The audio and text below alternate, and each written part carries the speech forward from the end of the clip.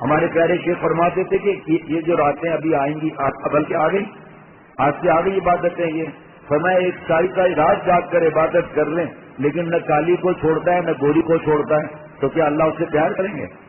کیا اس کے عبادت کا نور بچا ہوا رہے گا؟ اور یہ عید کے دن خاندان کی عورتوں کے ساتھ کھانا کھانا، تالیاں بجانا، مذاق مستیاں کرنا، موسیقی والی نعتیں لگانا، بے پردہ بیٹھی ہوئی ہیں وہاں پر باربیکیو ہو رہا ہے، ایسے ایسے ایسے ایسے ہماری ماں بہن بہو بیٹیاں جو اپنے کو عقل مند کہتی ہیں اور دینداری کا دعویٰ کرتی ہیں، ایسے ایسے دوپٹے باریک کے جسم جھلک رہا ہے، بال نظر آ رہے ہیں، ایسے ایسے بیٹیاں بہنیں مائیں بھانجیاں بھتیجیاں، ایسا لباس کے گردن نیچی ہو جائے، ایسا لباس، اور کون ہے دیندار گھر سے ہیں یہ، ایک زبان کھولنے کے لیے تیار نہیں، نصیحت کرنے کے لیے تیار نہیں،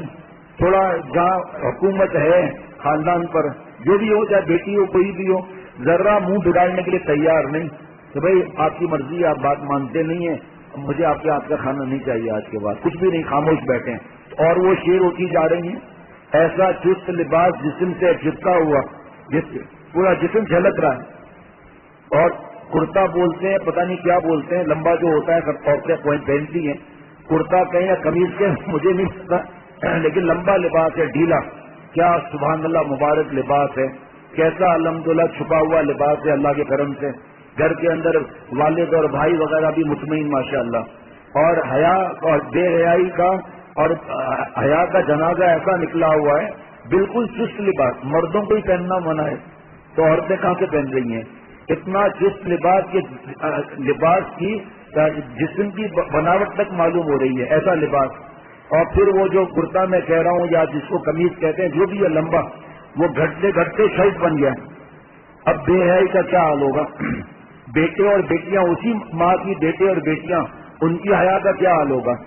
جو ماں ایسا لباس پہن رہی ہے، بیٹی کو کیا لباس پہنائے گی، بیٹے کو کیا لباس پہنائے گی؟ اور بچے اور بچیوں کو پتا ہے کہ ہمارے ساتھ کیا ظلم ہو رہا ہے، ان کی خواہش ہے، انہوں نے کہا میں چڈی پہنا ہوں، بیٹیوں نے کہا اسکول میں بچپن سے پڑھا رہے ہیں چڈی پہن کر جا رہے ہیں، اور وہ کوئی کہنے والا ہی نہیں، اب یہی بچیاں چڈی پہننے والی 6-7 سال کی ہو گئی، اسی طرح ننگی ٹانگوں کے ساتھ جا رہی ہے، کیونکہ ماں باپ پارسی اسکول میں پڑھنا ضروری ہے، کیونکہ وہاں انگلش بہت ضروری ہے، اور کیونکہ ماں باپ کو پتہ ہی نہیں ہے کہ وہاں پر بت کو سلام کرنا پڑتا ہے، ان کو پتہ ہی نہیں ہے کہ ان کے وہاں جو تصویر ہیں ان کو سلوٹ مارنا پڑتا ہے، ماں باپ کو پتہ ہی نہیں ہے، اور ان کو زیادہ نمبر ملتے ہیں جو ان کے طریقے سے آگے بڑھے، نمبر چاہیے، دوزخ جنت کی کوئی معاملہ نہیں، نمبر زیادہ چاہیے۔ تمہارا ایمان کا کیا حال ہے؟ تم جا کر ان کے طرح بگڑ رہے ہو، تمہارا ایمان کا کیا حال ہے؟ ہماری بیٹیاں سینٹ جوزف میں، اور پتہ نہیں سینٹ کیا ہوتا ہے، ہمیں تو مطلب بھی نہیں پتا، سینٹ تھامس، اور اس کے اندر عیسائیوں کے پاس عورتوں اور مردوں کی تعلیم حاصل کر رہے ہیں،